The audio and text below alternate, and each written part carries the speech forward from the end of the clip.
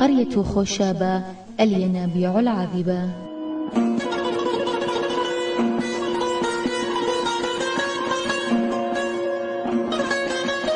دخلنا القرية وإذا بمجموعة من رجالات القرية يجلسون في ظل أحد البيوت، وهذه عادة رجال القرى يوميا، وتعطي هذه الجلسة انطباعا وإحساسا طيبا في نفس القادم أو الزائر لهذه القرى، ويستقبلونك بابتسامتهم ويصطفون رغبة في التقاط صور لهم، ويرشدون السائل عن غايته ويلبون رغبة من له حاجة لديهم.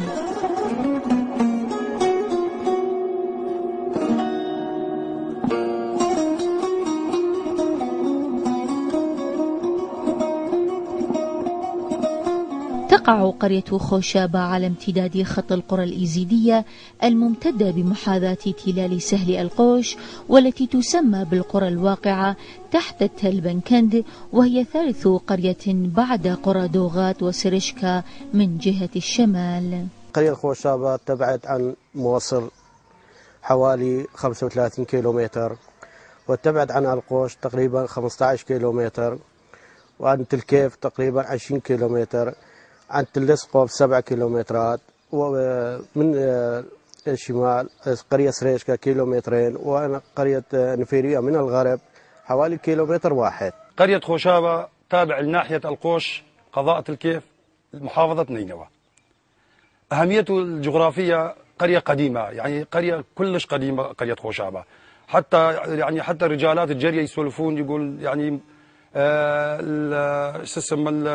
القوافل التجارية من كردستان يمر من الجرية للموصل، يروحون للموصل يودون بضائع مثلا عنب زبيب شغلات فحم، ومن هناك يرجعون يشترون لهم شغلاتهم ويروحون من أبر القرية. وموقعها من الشمال لحد قرية ومجمع شيخكا وقرية عين بقرة، ومن الغرب سريشكا وقرية دوغات، ومن الشرق النفيرية والقرى العرب اللي سندانة فتحي بلو وسندانة مال سوادي، ومن الجنوب يحدى قرية باقوفة وقرية باطنة وتلسقوف.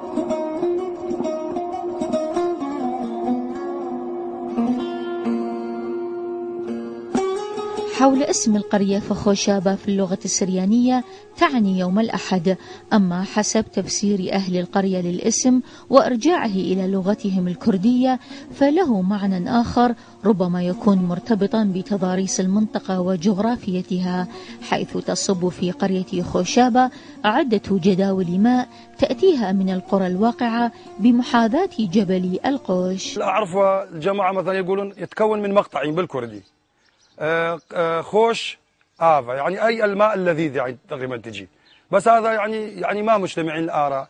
بس لا أعرف قرية قديمة، الخوشابة قديمة جدا، حتى أنا قرأت بكتاب تاريخ الموصل مذكور قرية خوشابة، أكو ملاحظة جوا مكتوب قرية خوشابة تفاصيلها يعني كتاب معجم البلدان. هذا الكتاب حتى رحت المكتبة العامة بالموصل وما حصلت عليها، ما أعرف يعني هاي الشغلة بيها، يعني يا ريت يعني انتم تعرفون من هاي الكتاب تسميته منين جت خوشابة. بس قرية قديمة جدا، يعني أقدم قرية بالمنطقة. والله اسم القرية يعني دا يعني على حكي على الشيابنا وهاي والتاريخية، خوش آبا أو خوشابة. خوشابة يعني خوش مي أو خوش بناء. تدل يعني اسم القرية على مقطعين، قرية خوشابة يعني خوشابة يعني خوش يعني شيء طيب لذيذ، وآبا يعني مي، أو كنت تسمي اللوخ يعني خوش آبا يعني خوش بناية، خوش قرية، خوش منطقة.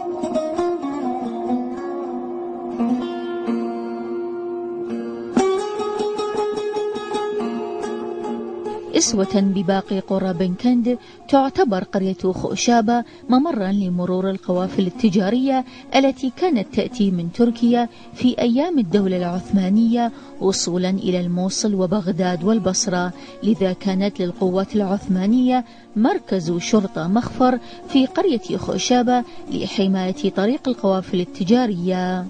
وتنتشر في أرجاء القرية بعض الأماكن الأثرية التي ربما تعود لفترات تاريخية وحقب معينة، لكن بسبب عدم الكشف أو التنقيب به جيدا لم يستدل على تاريخها وإلى أي زمن تعود. موقع مهم، يعني خاصة لأقرب تقريبا القرى اللي على موصل على هذا الدرب. عندنا درب نحن نسويها مال درب، مال يعني مال كاروان، مال قبل يجون به القوافل اللي خاصة من تركيا تروحوا على كردستان كانت تطلع على موصل، يعني معروفة، يعني هذا القرية معروفة أقرب يعني قرية تقريبا على الموصل. أيام العثمانيين كان أكو مركز شرطة على طريق المزار، أنتم شفتوا يم المزار أكو يعني حتى مكانها موجود، يقول أكو شرطة كان هنا بالجريان.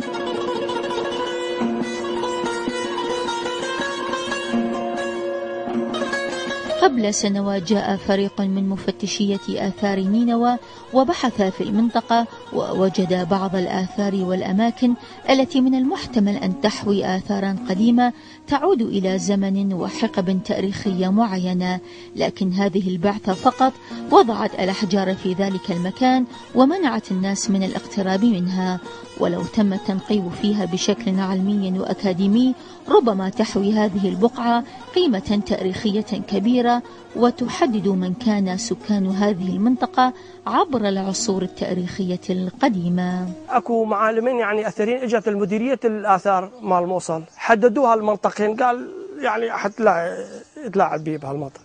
اكو جنوب الجرية اسمها منطقة اسمها غبروب، واكو فوق الجرية اسمها عنزافة الشمالية، هم مكان مال قرية قديمة مال عنزافة موجودة بهم تلبي. كان اكو مواقع اثريه بس ما مبين، يعني اكو اثار بيوت قبل، كان قبل البناء هاي يبنون بالبيادر وما بيادر، هاي كان اكو اثار بناء قديم. يعني توجد في القرية مواقع أثرية مهمة بس ما مبينة لحد الآن، بس حددوا جماعة الآثار المنطقة ولحد الآن ما نعرف. يعني اكو جنوب القرية واكو بير قديم جدا ما قدرنا نوصل على البير، وهذا بير القديم جدا مال القرية.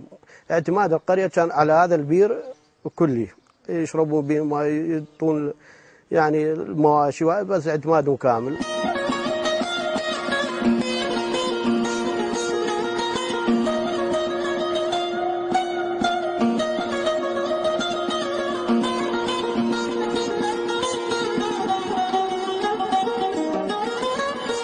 وصلت المدارس إلى هذه المنطقة في منتصف السبعينات من القرن الماضي، لذا كان طلاب القرية يضطرون للذهاب إلى قرية سيريشكا التي تبعد عنهم حوالي كيلومترين لتلقي التعليم هناك، رغم كل الظروف الجوية القاسية وعدم توفر الطرق المبلطة وحتى السيارات كي تقلهم من قريتهم إلى قرية سيريشكا حيث المدرسة هناك.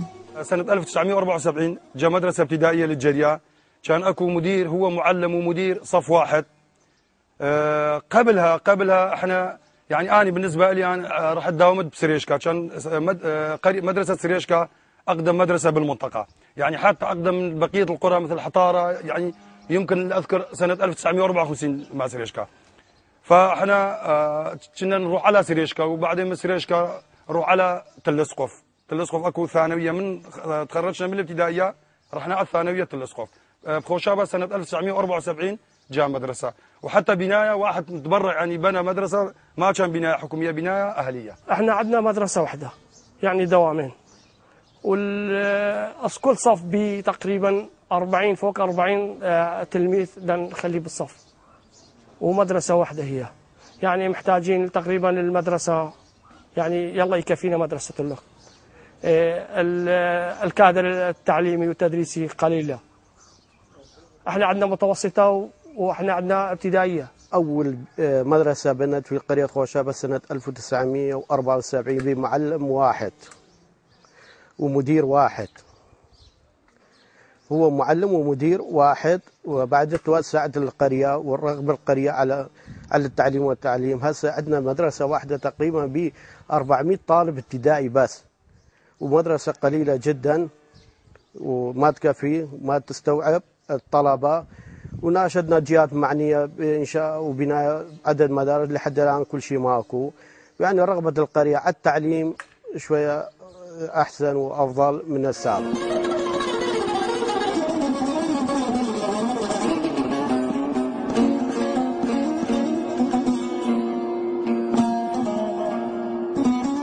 أما الحالة الاقتصادية والمعاشية لسكان قرية خوشابة فتعتمد على الزراعة وتربية الحيوانات وعلى الوظائف في الوقت الراهن، بعد أن تراجع دور الزراعة وتربية الحيوانات بسبب سنوات الجفاف وعدم دعم الفلاح اقتصاديا من قبل الدولة، على الرغم من أن هذه القرية كانت تشتهر بزراعة الباذنجان والطماطة، وكانت تصدر كميات كبيرة منها إلى أسواق مدينة الموصل.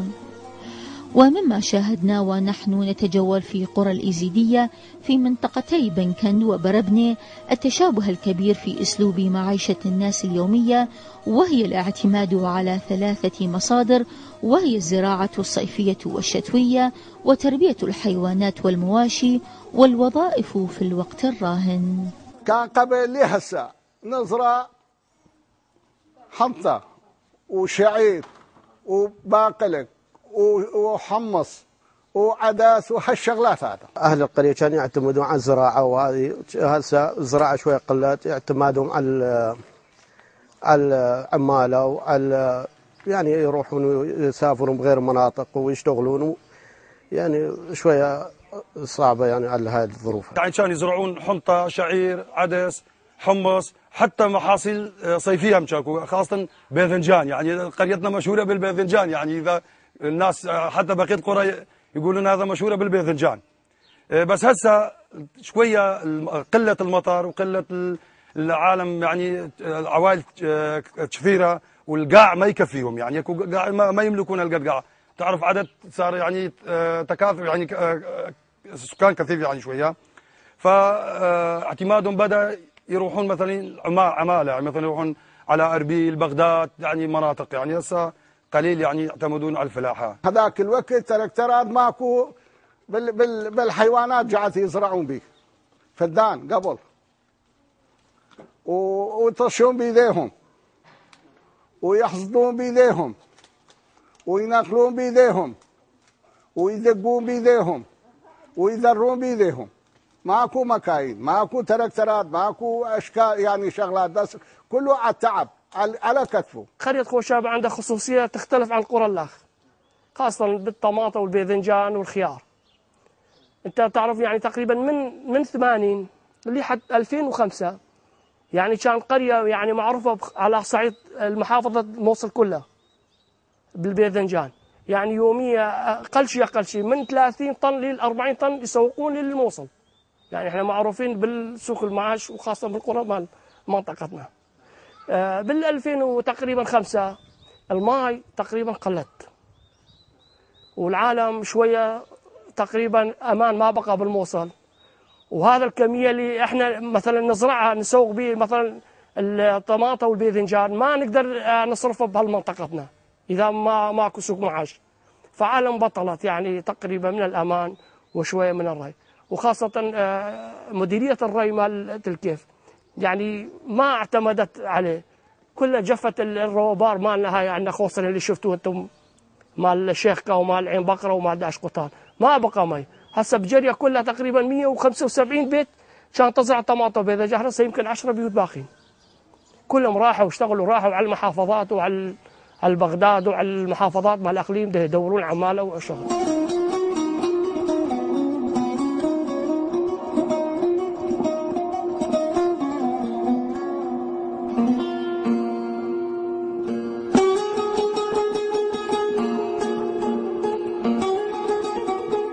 يصل عدد سكان القرية إلى ما يقارب 1200 نسمة، وتفتقر القرية إلى أبسط الأشياء، ومنها عدم وجود مستوصف صحي أو مدارس كافية.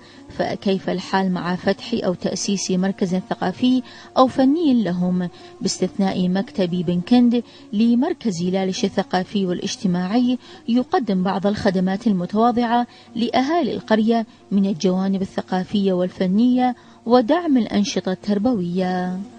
وهنا لا بد لنا أن نثمن جهود الأستاذ جبار سليم من أهالي قرية دوغات ورئيس مكتب لالش بن كند الذي بذل كل ما في وسعه من تنسيق ومكوثه مع فريق البرنامج من أجل إكمال تصوير هذه الحلقة وحلقات أخرى من برنامج نافذة إيزيدية. احنا مركز ثقافي ما عندنا، بس عندنا احنا اثنين منتسبين للمركز لالش بن كنت دوغات، اثنين منتسبين احنا موجودين به.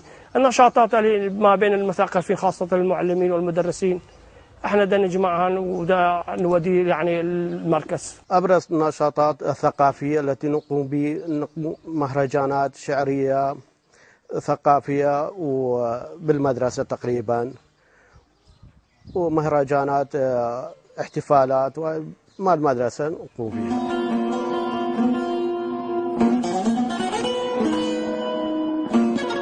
وحظي فريق قناة عشتار بمحبة وترحيب الناس لهم بسبب عدم وصول كاميرا أو فضائية كي تسلط الضوء على تاريخ ومعالم وأحياء القرية وسير الحياة فيها، لذا كنا نرى جموع الناس تقف لتشاهد التصوير أو تستفسر عن هوية القناة وبرنامج نافذة إيزيدية، وتلمسنا مدى تأثير هذا البرنامج فيهم ومتابعته كل أسبوع.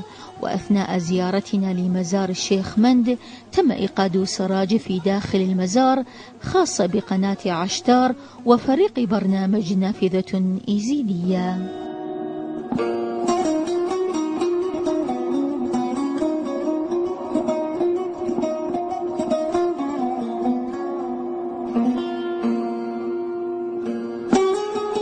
قرية خوشابة لا تختلف عن باقي قرى الإيزيدية بوجود مزارات لأولياء الإيزيدية فيها، حيث لهم مزاراتهم الخاصة والتي لها أعيادها ومناسباتها المختلفة.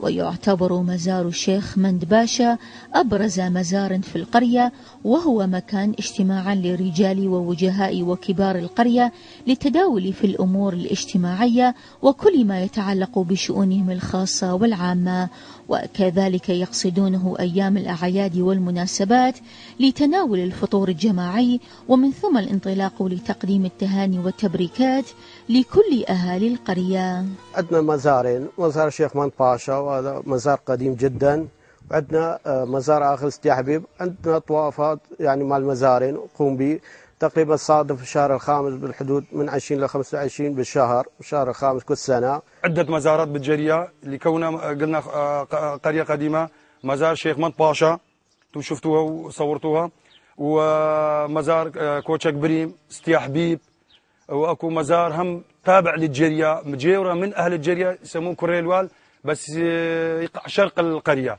يعني تقريبا تبعد حدود 4 كيلوات عن القرية. تقريبا 4-5 مزارات عندنا، والطوافين عندنا طبعا يبدا بال 25 تقريبا 25-26 من الشهر الخامس طواف شيخ مند، ووراها باسبوع يجي طواف مال ست يا حبيب اللي شفتوه انتم.